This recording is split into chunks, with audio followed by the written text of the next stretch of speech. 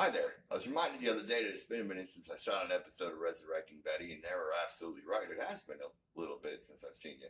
So, on today's episode, we're going to go over fuel pump replacement, how to keep the life of your fuel pump, and doing basic maintenance on a 47-year-old vehicle that was sitting for 18 years. Let's get into it on this episode of Resurrecting Betty.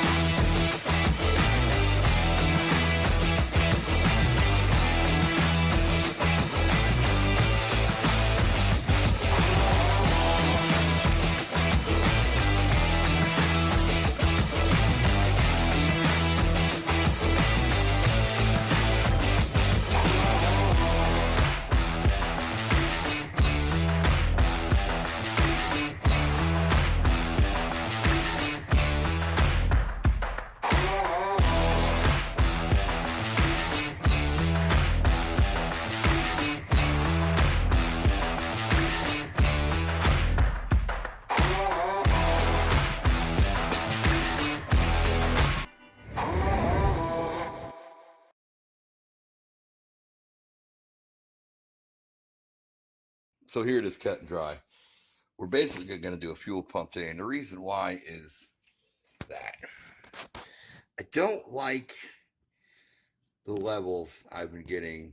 That tube, I think, should be a lot more full than it is. Still getting the breaking up at full throttle, like it's not getting enough feed, and it's possible because that pump is pretty much one of the last pieces I've changed on this engine. The other being the fuel pump or the oil pump, which I'm probably going to get into later on a further episode. Now, I'm still getting, the other reason it concerns me is because I'm still getting gunk. I don't know if you can see it, but I'm still getting gunk out of the bottom of it. There it is a little bit. There's a little bit. And I only changed that a little while ago. Now, the tank wasn't that bad. I know I'm still probably going to get some sediment out of it. I think I filled this truck 4 or 5 times already. But I'm still getting some sediment out of it, which is fine. But that's what concerns me about that fuel pump is I'm not sure, never been sure about the condition of it. The second thing I'm doing to expand the life of it, of the new pump, is that line right there that I have illuminated. I'm actually going to cut it and I'm going to put that fuel filter in place there. So I'm going to have a fuel filter before and a fuel filter after, which ought to, which ought to ease the work of that pump a little bit, and not all batty bad will be going through it. Now I know you're saying, oh, but it's just a fuel pump. Two things to remember, like I said, on top of the condition of the pump. The other thing is to remember is that eccentric. I have the double roller sitting in there with the double roller timing chain. I have to ensure that eccentric is still going to activate this arm. I've heard many people having problems, so I'm hoping that when we get that on, that things just go like clockwork. The second part of this episode is going to be pretty much my basic maintenance stuff. I'm getting a little bit of a valve tick still, or a bit of a rocker noise, so we're going to try some motor flush. I think I know for a fact I still got some sludge. I'm getting the rocker noise occasionally on startup. It goes away after a while, and I'm not like super concerned about it, but I've been in the valve train and everything and checked all the rockers and things like that, and everything appears and is adjusted, and everything has, it is where it's supposed to be. So I'm thinking I'm still getting some sludge occasionally from it, so we're going to try that. I've been reading online some good reviews about this Motor Medic flush, so we're going to try some of that through there. But I want to do that fuel pump first, and make sure we get that all lined out before I have to run that for 5 minutes and just, find more reasons to burn my hands. So, yeah, let's get to it. So I got my drip pan under there already. Catch all the excess fuel that's about to dump out. If memory serves me correct, these were 13 millimeter bolts, or 1/2 inch bolts, whichever ones you prefer. So we're actually going to disconnect these fuel lines first.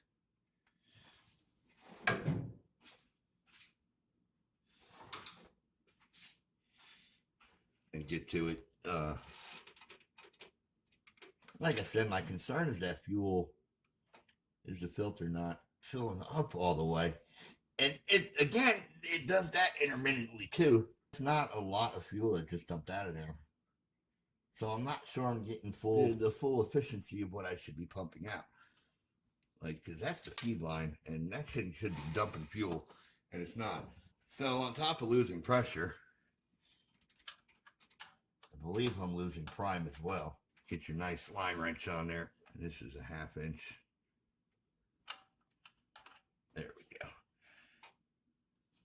See, I'm getting nothing coming back from there, which is what concerns me, is I should be getting a lot more pressure than I am. So let's go get our 1/2 inch. Now I know you see me using my hand ratchet. I've misplaced my battery operated one. And I like my battery operated one. I believe I took it out to go work at my buddy's shop. I don't know if it's in my car, or if I left it in his shop. I just can't find it at the moment, so Manuel we go. And there it is, it's out. Now this is what I was partially afraid of. I just knocked my fuel pump, and let's see if I can get more out of it on this clean paper towel. And you can see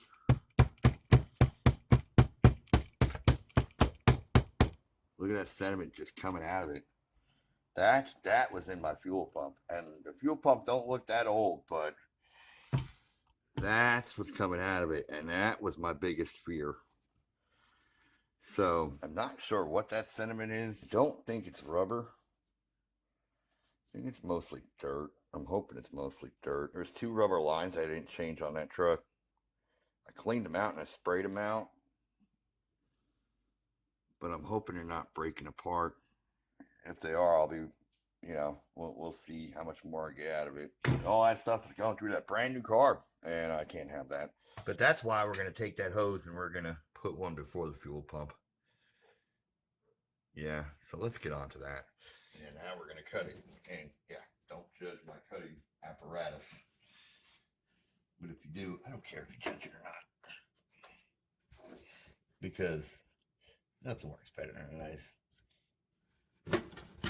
There we go. Now we got our cut, and did you see how clean that sucker cut? Yeah, right through it. Nothing like an old kitchen knife, nice and sharp, just to get a simple cut going. Now I thought I had smaller clamps, but I didn't. But they will absolutely do the trick. So, just put them on with your driver like so. That's how I like to do it. Then I'm going to back them off here. Now, the important step is on a lot of these, and again, 33003s wicks. These are the filters you want. The important step is to always go with the flow. So we're gonna, make sure that we know that section's going to the pump. Witness marks on there. So just make sure you get your 2 carb section on. And just tighten her down.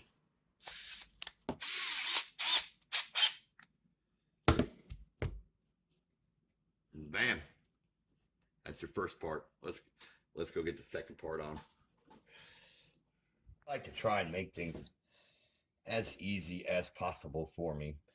So that's why I did the filter first and foremost outside on the bench.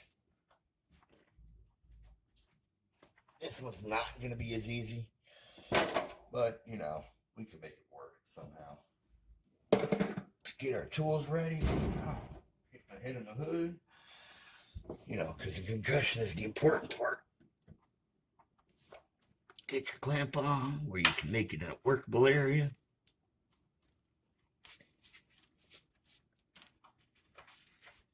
And there you go. It's just that simple.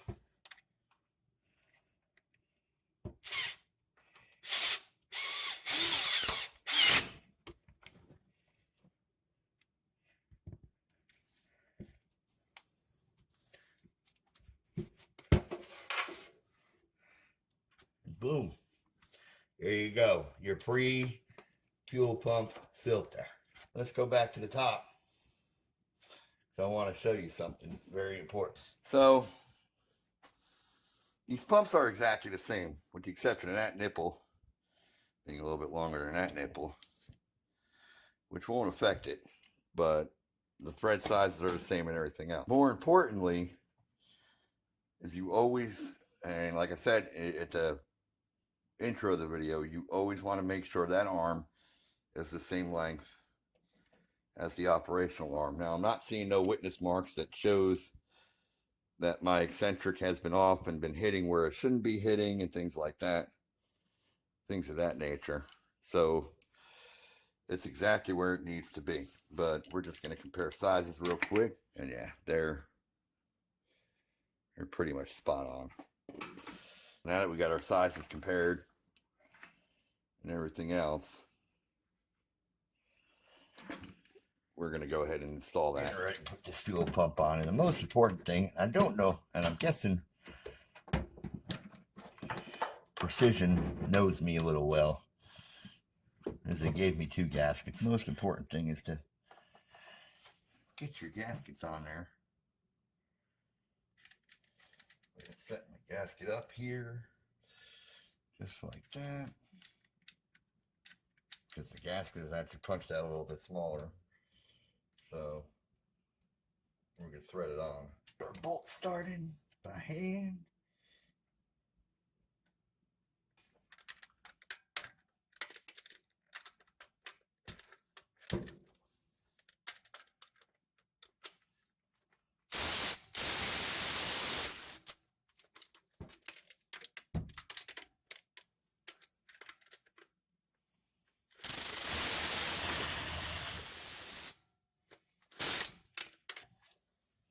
So now we got those on. Let's get our lines reattached.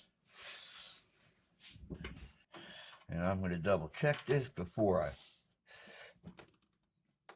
permanently install it. Make sure my flow is proper. My flow is proper.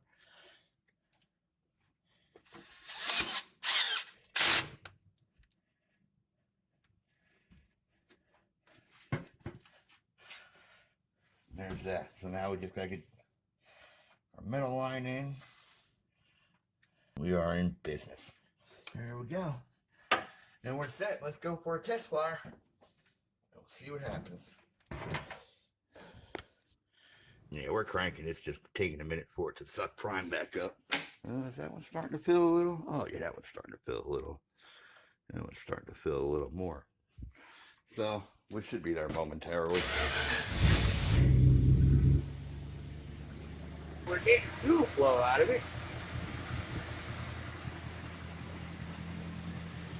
Yeah, I can already feel the difference. Yeah, I'm not getting as broken up as I used to. But the fact that we're filtering on both ends, I have no fuel leaks either. So that's dry. Yeah, we're dry all the way around. That makes me feel a lot better. So let's get some basic maintenance done. So as Brittany Spears says, I did it again. I did all my basic maintenance to the truck, and I set the camera up and everything else, and I wasn't paying attention and recorded none of it. That's always pleasant. So basically, I'll give you the long and the short of it. I got this stuff I found here, Motor Medic. Ran it through for the 5 minutes that it called for, and you can buy it anywhere, any auto parts store. It's really good stuff, actually, because I ran it through for 5 minutes, and definitely flushed a lot of stuff out. That the oil came out pretty thin, almost with the consistency of water, but it was just a lot of goobs and grease knots, as I call them, coming out of it, and it really did a good job of flushing it.